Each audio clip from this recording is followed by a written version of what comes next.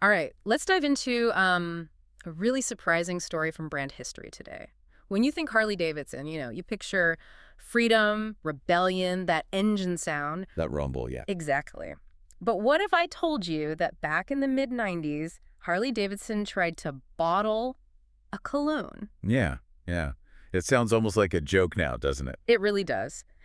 So today, we're digging into why this idea, Harley-Davidson Hot Road Cologne from '96, well, why it became such a legendary flop. And it's more than just a funny story.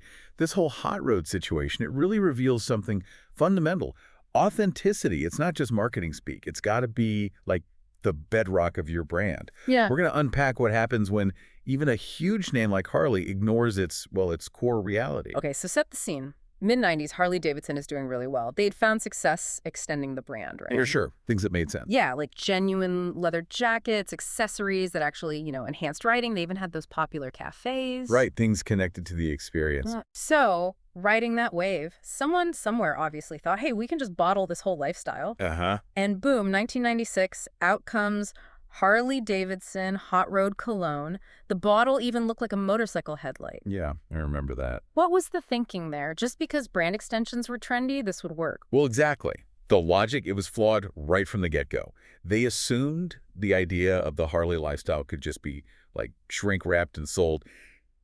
But they totally missed the essence of it. How so? Think about it. What does a Harley really smell like? It's oil, maybe some gasoline, worn leather, the actual road. It's raw, right? Visceral stuff. Yeah, definitely not perfume counter smell. Exactly. And then you look at the notes for this cologne. Lavender, orange blossom, warm spices.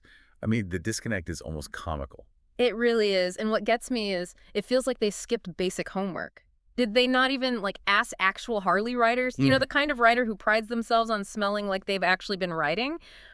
Would they want to smell like a department store fragrance? It seems like a pretty fundamental question they missed. And then the ads.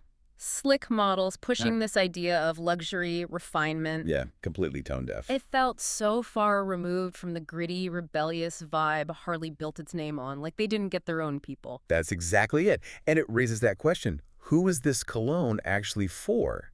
Because their loyal base, the core riders, they saw it as a huge betrayal, like the ultimate selling out. The backlash wasn't subtle either. It was immediate, pretty harsh. Yeah.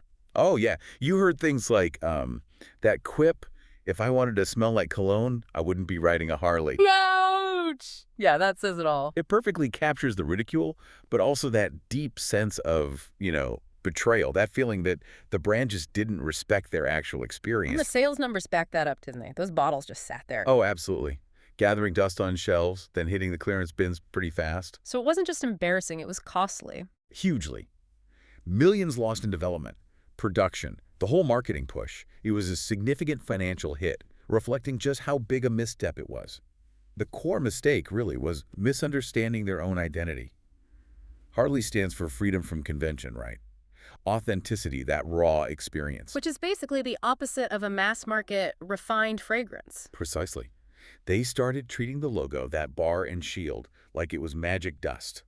Like just slapping it on anything would transfer the Harley power. But this didn't enhance riding at all. No, it diluted it. Even where they sold it was wrong. Selling motorcycle cologne in these, sterile department stores. Yeah, not exactly the vibe of a dealership floor. Not at all. It just pushed it further away from anyone who might even mistakenly have been the target audience. So it didn't last long.